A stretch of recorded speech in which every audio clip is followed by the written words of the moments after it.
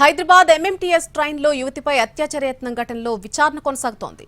యువతిపై దుండగుడు అత్యాచారానికి ప్రయత్నించాడు. ట్రైన్ బోగీలో ఒక్క యువతి మాత్రమే ఉన్న సమయంలో ఈ అత్యాచారానికి ప్రయత్నించాడు. దీంతో కదులుతున్న ట్రైన్లోంచి ఒక్కసారిగా దూకేసింది ఆ యువతికి తీవ్ర గాయాలయ్యాయి.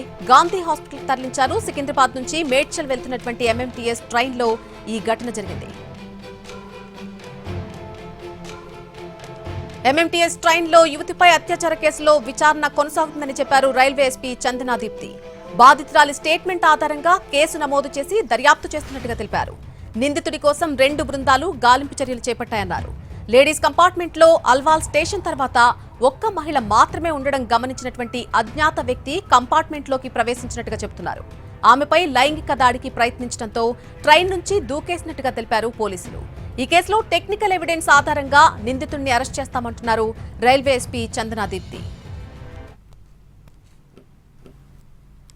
కంపార్ట్మెంట్లో వెళ్తుంది. తన కంపార్ట్మెంట్లో 2 లేడీస్ ఉన్నారు. అయితే అల్వాల్ ప్రాంతంలో వాళ్ళు దిగి వెళ్ళిపోయారు. సో తను ఒకటే ఉంది కంపార్ట్మెంట్లో. ఇన్ ఎడిషన్ ఒకరు కూడా ఉన్నారు. అతను ఏం చేశాడంటే అమ్మాయిని గట్టిగా పట్టుకోవడం జరిగింది. పట్టుకుంటే అమ్మాయిని రెసిస్ట్ చేస్తే ఇంకా తనతో మాట్లాడితే నువ్వు ఒక రూమ్కి రావాలి నాతో అడిగి మాట్లాడితే అమ్మాయి సరే అనింది, వదిలేస్తానని. అతను ఒక్కడే ఉన్నాడు. అయితే అతను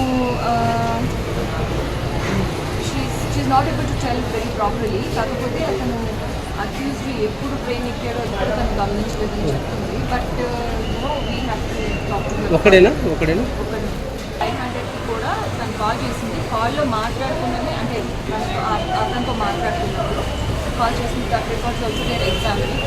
అండ్ అంతలోపలే తను ట్రైన్ నుంచి ఎంఎంటీఎస్ ట్రైన్లో మహిళపై అత్యాచార యత్నం ఘటన బాధాకరమన్నారు మాజీ మంత్రి బీఆర్ఎస్ నేత సబితా ఇంద్రారెడ్డి. రాష్ట్రంలో మహిళలకు భద్రత లేదన్నారు. బస్సులో, ట్రైన్స్లో కూడా మహిళలు భద్రత కరువైపోయిందని అన్నారు. మహిళలపై అత్యాచారం కేసులు, క్రైమ్ రేటు 22% పెరిగినట్టుగా నివేదికలు చెబుతున్నాయన్నారు మంత్రి. ప్రభుత్వం బాధితురాల్ని ఆదుకోవాలని డిమాండ్ చేశారు సబితా ఇంద్రారెడ్డి.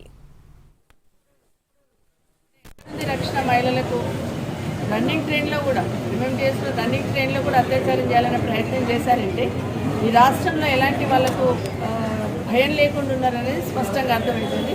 ఇప్పుడే ఎస్పీ గారితో కూడా మాట్లాడడం జరిగింది. ఎట్టి పరిస్థితులలో ఈ అఘాయిత్యానికి పాల్పడ్డ అతని మీద యాక్షన్ తీసుకోవాలా, ఇమ్మీడియట్గా అట్లాంటివి జరగకుండా, భవిష్యత్తులో కూడా అట్లాంటివి జరగకుండా ఉండాలంటే అసలు లేడీస్ సంబంధించిన కోచ్లోకి ఎక్కేసి అత్యాచారం చేయబోయాడంటే ఎంత ధైర్యం ఉంటే నిఘా లోపం ఉంది అని తెలుసుకుని ఖచ్చితంగా ఈ ఇన్సిడెంట్కి పాల్పడి ఉంటాడు.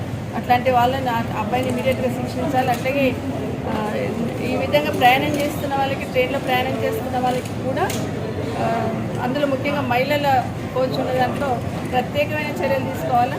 వీలుంటే అందులో